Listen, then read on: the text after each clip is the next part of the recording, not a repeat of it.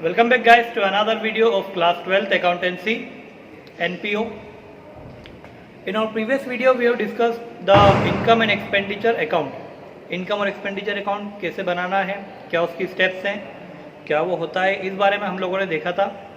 और आज की वीडियो में हम जो है उससे रिलेटेड टर्म्स या जो आइटम्स उसमें यूज़ किए जाते हैं उनको हम पढ़ेंगे, क्योंकि न्यूमेरिकल सॉल्व करने से पहले इन टर्म्स को पढ़ना ज़्यादा ज़रूरी है। तभी आपको पता लगेगा कौन सी चीज़ों को आपको इनकम एक्सपेंडिचर में लेना है और कौन सी चीज़ों को आपको बैलेंस शीट में लेना है। तो स्टार्ट करते हैं अपन। पहली चीज़ आ रही है हमारे पास, वो है लीगेसी। लीगेसी क्या होता है? जनरली लीगेसी एक प्रकार का डोनेशन ही होता है जो एक पर्सन के द्वारा दिया जाता है अपनी इच्छा से। अपनी इच्छा से मतलब ये है कि जनरली लीगेसी जो होता है वो डेथ होने के बाद दिया जाता है। वो रहता है ना कि उनने जो है प्रॉपर्टी अपनी ट्रस्ट के नाम कर दी है, तो ट्रस्ट के नाम कर दी का मतलब ये होता है कि जब वो मरेगा तो उसकी जो प्रॉपर्टी रहेगी वो इस संस्था को दे दी जाएगी। तो वो चीज़ कहलाती है वो चीज़ कहलाती है लीगेसी। तो लीगेसी जनरली क्या होगी? ये भी एक प्रकार का डोनेशन ही है, लेकिन ये किसी व्यक्ति के मरने के बाद उसकी इच्छा से दिया जाता है। उसने इच्छा कर रखी थी कि अगर मर जाऊंगा तो मैं इतना पैसा या इतनी प्रॉपर्टी या ये चीज़ें जो है इस ट्रस्ट को या इस एनजीओ को मैं प्रोवाइड करूंगा। सेकंड आती है हमारे पास, वो है एंट्रेंस फी। कई नॉन प्रॉफिट ऑर्गेनाइजेशन ऐसे होते हैं जहां पर मेंबरशिप ली जाती है, जिनके मेंबर बनने के लिए फीस ली जाती है। तो वो मेंबरशिप फ़ी जो रहती है वही कहलाती है एंट्रेंस फ़ी। अगर आप मेंबर बनना चाहते हो तो आपको एंट्रेंस फ़ी देना होती है। फिर है हमारे पास ग्रांट। कई बार गवर्नमेंट एजेंसी गवर्नमेंट जो है वो एनपीओ को कुछ स्पेशल एड्स प्रोवाइड करती है, कुछ हेल्प प्रोवाइड करती है, तो वो कहलाती है गवर्नमेंट ग्रांट या ग्रांट। ये आपको मिलेगा, ये भी इनकम साइड में आएगा। गवर्नमेंट के द्वारा अगर कोई डोनेशन दिया जा रहा है तो वो कहलाएगा ग्रांट। नेक्स्ट है हमारे पास डोनेशन। डोनेशन में क्या होगा? It is the amount received by NPO from any source without any consideration.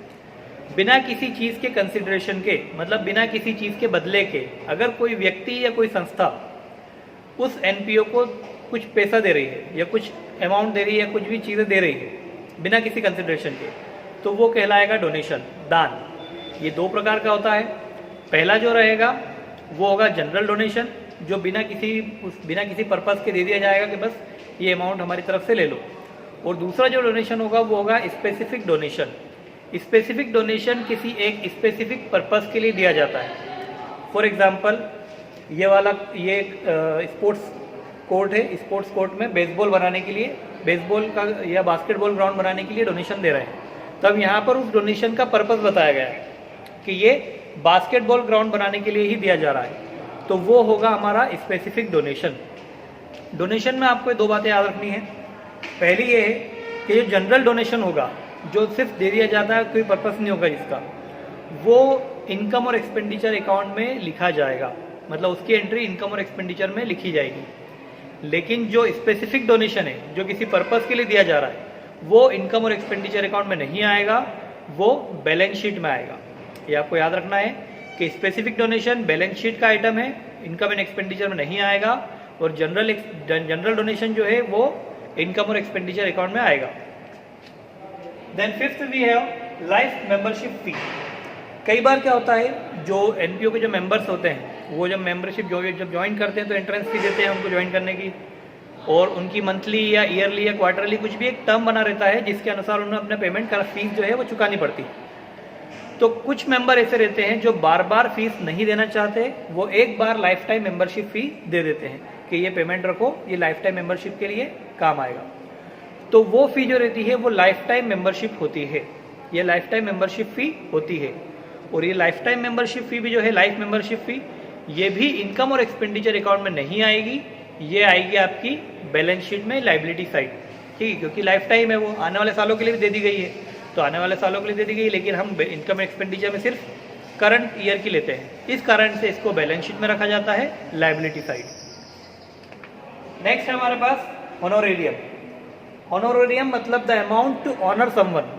किसी का सम्मान करने के लिए जो अमाउंट दी जाती है वो है ऑनोरेरियम। मतलब क्या हुआ इसका कि यदि मान लो एनपीओ ने कुछ कल्चरल प्रोग्राम करवाया, कुछ भी फंक्शन करवाया, और उसमें किसी एक पर्सन को बुलाया उसने, अब उस पर्सन को बुलाने में उसका स्वागत किया गया, उसका सम्मान किया गया, उसको कुछ बुके दिया, शॉल दी या गिफ्ट दिया, तो उसको कुछ फीस दी आने के लिए, तो वो जो अमाउंट कहलाएगी या वो जो खर्चा होगा वो कहलाएगा ऑनरेरियम।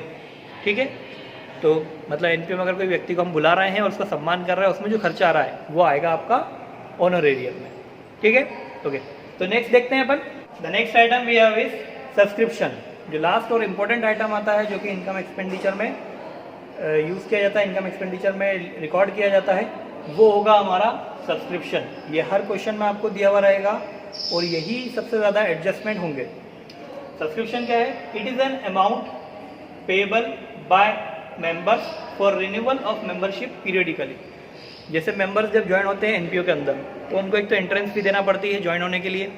इसके अलावा हर मंथ या क्वार्टरली जो भी उनकी जो पॉलिसी बनी है उसके आधार पे उन्हें बार बार जो है रिन्यू करवाने के लिए, अपनी मेंबरशिप रिन्यू करवाने के लिए कुछ अमाउंट देना होती है, जिसको बोलते हैं हम सब्सक्रिप्शन। मतलब जनरली मंथली या क्वार्टरली फीस, वो होगी सब्सक्रिप्शन।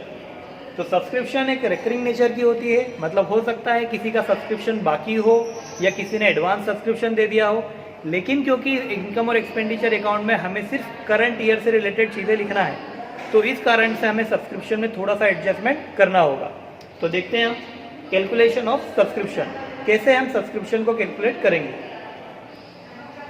सबसे पहली आइटम जो लिखाएगा वो होगा subscription received during the year. उस अकाउंटिंग ईयर में आपको कितना सब्सक्रिप्शन मिल रहा है वो आपको लिखना होगा। फिर उसमें ऐड करना है अपनों को outstanding subscription at the end of current year. अगर साल पूरा चला गया, मतलब ये साल था आपका, मान लो 2018-19 का साल था, और 2018-19 में बिल्कुल लास्ट चल रहा है और आपका अभी भी सब्सक्रिप्शन बचा है इस साल का, तो क्योंकि वो सब्सक्रिप्शन इस साल का था इसलिए उसको ऐड कर दिया जाएगा।